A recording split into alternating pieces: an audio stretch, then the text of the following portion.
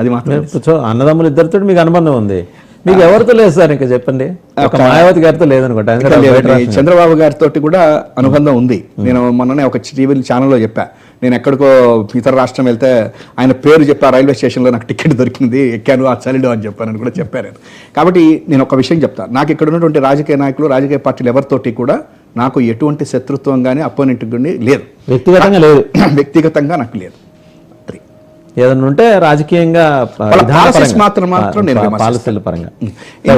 Coming to the point, నేను అనేది ఈరోజు టెక్నికల్గా ఇంకా ఆయన అనౌన్స్ చేసి కూడా చాలా నాళ్ళు అయింది, రాజా గారిని, ఆలపాటి రాజేంద్ర ప్రసాద్ గారిని, టీడీపీ అని. జనసేన, బీజేపీ ఇంతవరకు వాళ్ళ స్టాండ్ ఏంటో చెప్పట్లే. ప్రత్యేకించి రాజధాని ప్రాంతం కాబట్టి నాకు ఇంత ఆసక్తి, ఎవరికైనా చూసేవాళ్ళకైనా. మిగిలిన వాటి మీద లేదని కాదు, కానీ దీని మీద మోర్ ఫోకస్ ఉంటుంది. ఏంటి అంటే ఆ కూటమిలో ఉన్న ఆ రెండు పార్టీల నుంచి మీకు ఏమైనా హిడెన్ సపోర్ట్ వస్తుందా?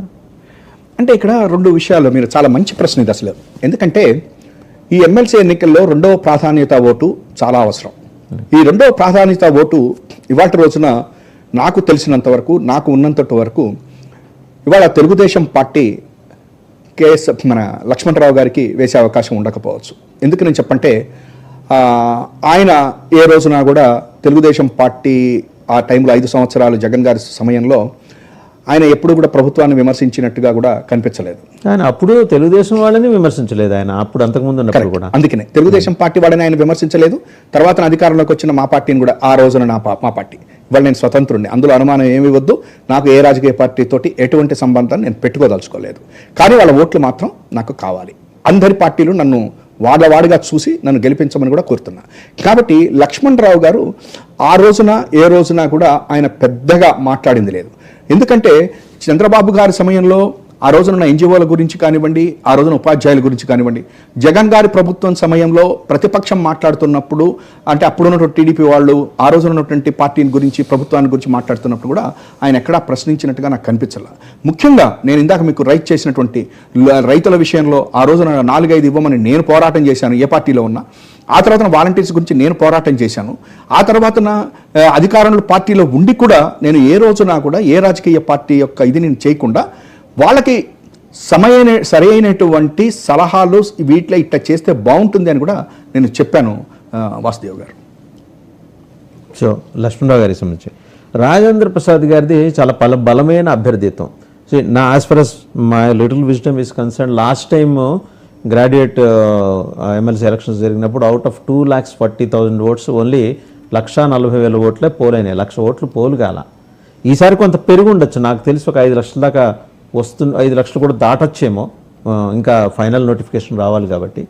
మరి ఈసారి ఎంత యాంటిసిపేట్ చేస్తున్నారు? ఎందుకంటే తెలుగుదేశం పార్టీ చాలా ప్రెస్టీజియస్గా తీసుకుంటుంది, ఎలాగూ వైసీపీ దీంట్లో లేదు కాబట్టి, ఫ్రేలో లేదు కాబట్టి, లక్ష్మణరావు గారు ఆయన కూడా తన ఎఫర్ట్స్ని మరింత ఎగ్జర్ట్ చేస్తారు, ఆయనకి 2 సార్లు అనుభవం ఉంది కాబట్టి. ప్లస్ ఆయన క్యాడర్స్, సిపిఎం క్యాడర్స్ సంగతి తెలుసు కదా, వాళ్ళు చాలా ఆత్మహత్యల మాదిరి పనిచేస్తారు వాళ్ళు, సిపిఎం కానీ ఇటు బీజేపీ కానీ. వాళ్ళ స్టాండ్ తీసుకుని దానికి కట్టుబడి ఉంటారు. మరి మీకంటూ ఇండిపెండెంట్గా రంగంలో దిగారు, మీరు ద్వితీయ ప్రాధాన్యత ఓటు మీద ఎక్కువ బ్యాంక్ అయినట్టు కనిపిస్తుంది నాకు. ఇక్కడ 2 విషయాలండి. ముగ్గురికి కూడా మీరు ఫస్ట్ ఆలపాటి రాజేంద్ర ప్రసాద్ గారి గురించి చెప్పారు. నేను ఇందాకనే చెప్పాను, ఈజ్ మంచి ఇది ఉన్నటువంటి నాయకుడు. తెలుగుదేశం పార్టీ ఎంత కష్టపడి ఎంత చేసినప్పటికీ కూడా ఈ 4-5 మంత్స్లో తెలిసో తెలియకో కొంత వ్యతిరేకతని మూడకట్టుకున్న మాట వాస్తవం. అది లక్ష్మణరావు గారికి వేస్తారా, నాకు వేస్తారా అనేటువంటిది నెంబర్ 1. ఎందుకంటే మొదటి ప్రాధాన్యత ఓటు నాకే ఎక్కువ అవకాశం ఉంటుంది అని నేను ఎందుకు అనుకుంటున్నానంటే, ఇప్పటి వరకు 5 సంవత్సరాల పాటు ప్రభుత్వాలు ఏం చేసినాయి, అంతకుముందు 2014 నుంచి 19 వరకు చంద్రబాబు గారి యొక్క పార్టీని గురించి, వాళ్ళు చేస్తున్నటువంటి విషయాలలో ఉన్నటువంటి లోటుపాట్లని వినిపించి ప్రజల్లో గళాన్ని తీసుకెళ్లినటువంటి వ్యక్తిని నేను. కాబట్టి ఇవాళ తెలుగుదేశం పార్టీలో మీద ఉన్న వ్యతిరేకత ఉన్న వాళ్ళైనా, లేదా తెలుగుదేశం పార్టీని అభిమానించే వాళ్ళకు కూడా నేను అభిమానిని. ఎందుకని చెప్పానంటే, నేను ఏ రోజున కూడా ఒక పార్టీ యొక్క పాలసీస్ని విమర్శించానే తప్ప వ్యక్తుల్ని విమర్శించాల. చంద్రబాబు గారిని గౌరవంగానే చూసాం, నెంబర్ 1. నెంబర్ 2, లక్ష్మణరావు గారు వచ్చేసరికి 2 సార్లు గెలిచినప్పటికీ కూడా ఆయన ఉపాధ్యాయుల విషయంలో కానివ్వండి, లేకపోతే గ్రాడ్యుయేట్స్ విషయంలో కానివ్వండి, ఆయన మాట్లాడింది చాలా తక్కువ. అసలు శాసన మండలిలో ఆయన వేసిన క్వశ్చన్స్ తక్కువ అని చెప్పని నేను అనుకుంటున్నాను. Subject to correction, to due respect. ఇంకొకటి కూడా ఏంటంటే ఆయన ఎంతసేపటికి కూడా నరేంద్ర మోడీ గారో లేకపోతే కేంద్ర ప్రభుత్వం వాళ్ళ గురించి మాట్లాడతారే తప్ప ఆంధ్రప్రదేశ్లో ఉన్నటువంటి సమస్యల మీద మాట్లాడలేదు. మనం ఒక్క ఉదాహరణగా నేను చెప్తా. ఇవాళ 6 నెలల పాటు చంద్రబాబు గారి యొక్క ప్రభుత్వం అధికారంలోకి వచ్చింది. ఇప్పటికీ ఆయన ఇంకా ఎమ్మెల్సీగానే ఉన్నారు. వారు కనుక శాసన మండలిలో విద్య, వైద్యం, పోర్ట్స్ వీటి మీద ఒక్క మాట అయినా మాట్లాడారా అని అడుగుతున్నా. ముఖ్యంగా మధ్యతరగతి కుటుంబీకులు, పేదవాళ్ళు మెడిసిన్ చదవాలి, నా పిల్లలు డాక్టర్ కావాలని కలలు కనేటువంటి పరిస్థితిలో ఇవాళ అది కనుక ప్రైవేటైజేషన్లోకి కనుక వెళితే ఏమవుతుంది? వాళ్ళు చదువుకునే పరిస్థితి ఉండదే.